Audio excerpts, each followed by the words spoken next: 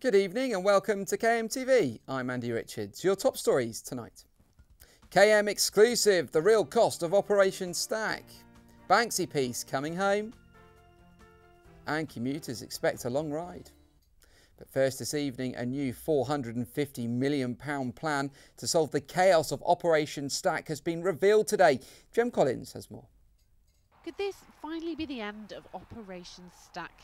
The system of parking lorries on the M20 whenever problems arise in Dover has caused travel misery for Kent's motorists for years. But today a working group has revealed a new master plan which it says could help stop Kent grinding to a halt. Thankfully, there's no sign of any stacked lorries or backed up traffic today. In fact, it's all running pretty clearly. And indeed, that's exactly what these new plans hope to achieve, according to Kent Police, Highways England and Kent County Council. But all this doesn't come cheap.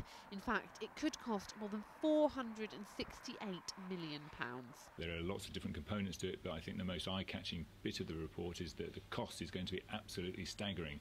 Kent County Council, which has been heavily involved with this working party, says that if there are solutions that need funding, then the money has to come from central government. The plans are due to be discussed by councillors next week, so Kent will just have to wait and see if it's worth it. This is Jem Collins for KMTV. Folkestone's Banksy artwork is coming home. The Creative Foundation today won a legal battle at the High Court in London.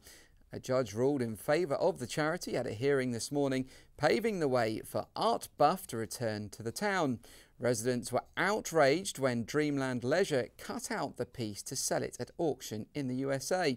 The piece, however, failed to sell after being valued at around £500,000. A statue of a soldier of the Buffs was unveiled today by Queen Margaret II of Denmark at Canterbury Cathedral. She accepted an invitation to perform the task in her role as the Honorary Colonel-in-Chief of the Princess of Wales's Royal Regiment.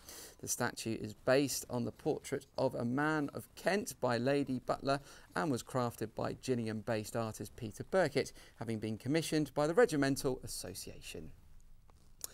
Now, it's the project that's been causing Kent's commuters travel misery for months.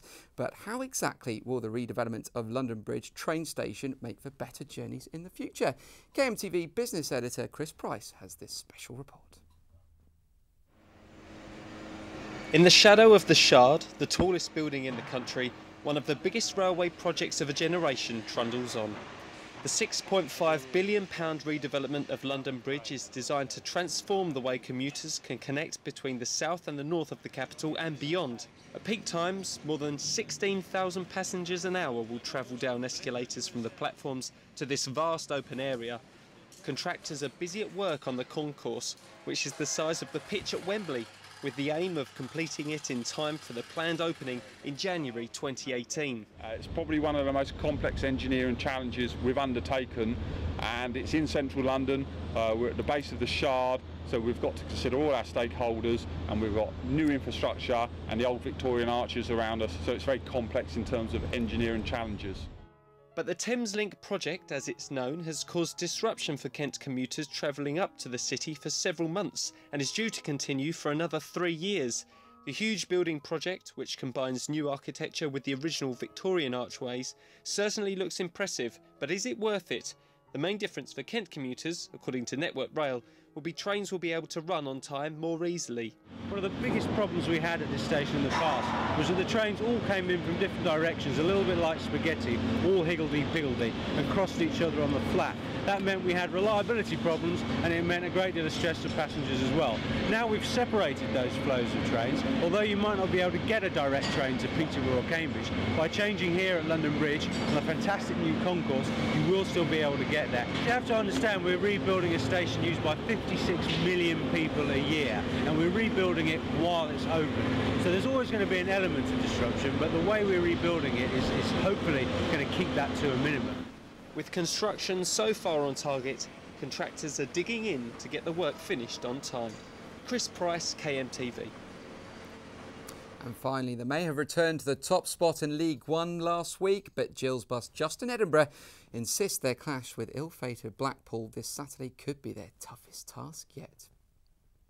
so far so good, but you know what we have now is our next game, which is our most difficult one of the season. I think a team come to us who not too long ago were a Premiership side, so I don't think we can forget that. I think obviously there's a lot of documentary problems there, but I think we've got to push that to one side and say that we are playing a team that were a Championship side last year, have just won, you know, like I said, their first away game for a long period of time, and they'll be buoyed by that.